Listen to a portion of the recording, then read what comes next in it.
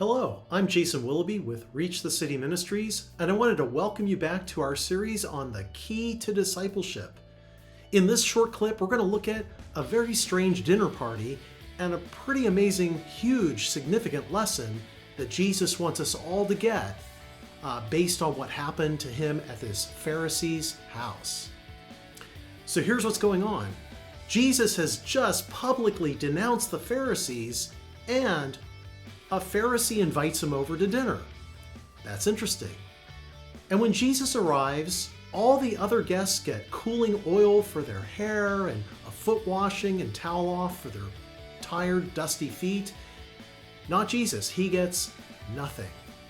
So they sit down for dinner, and who should burst in but a notorious woman from the area who stands behind Jesus and starts weeping, and her tears begin to fall on his feet, making a mess. She stoops down, unbraids her long hair, dries it off, and then she breaks out this bottle of super costly perfume and then dumps it out all over his feet and starts kissing his feet. What are the Pharisees going to think of that? You can imagine. I'll tell you what the Pharisees thought of it.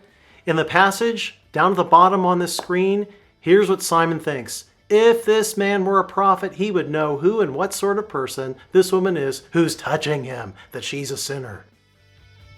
That's right. They denounce in their hearts Jesus for letting this dirty woman touch him. So Jesus tells a quick story.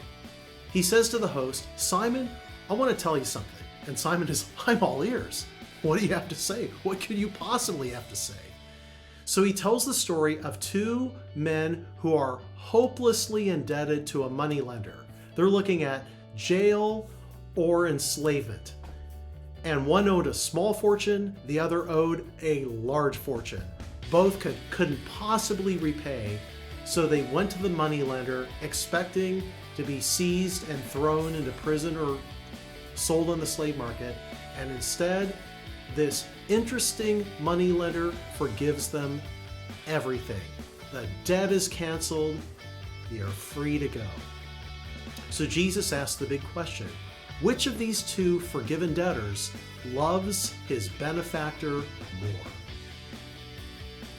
And Simon answers, I suppose the one he forgave more.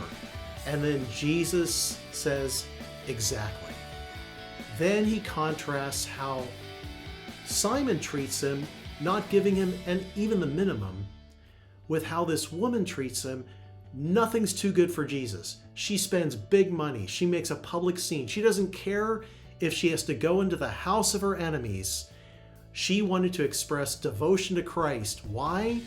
Because somewhere in the recent past, Jesus had forgiven her mountain large fortune debt and restored her to God.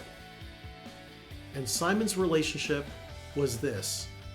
Simon tried to sin as little as possible. He tried to be as perfect as possible.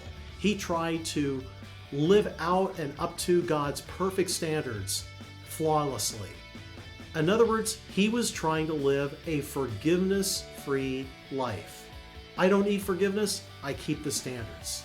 And as a result, when the living God in the person of Jesus Christ stood in front of him, the King of forgiveness, he wouldn't give Jesus the time of day. This little story changed my life in the summer of 1984.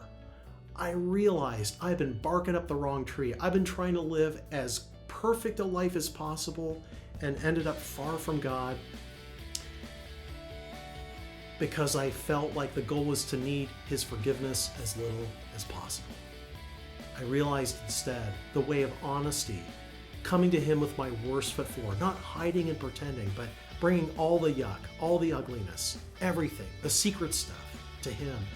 And then he would love me unexpectedly, undeservedly. And then when I experienced that, and it broke me, and I loved him back. I wanted to know him and be close to him, because great sin, great forgiveness, great love leads to great devotion. This is the Christian life. There is no other life that is Christian but this one.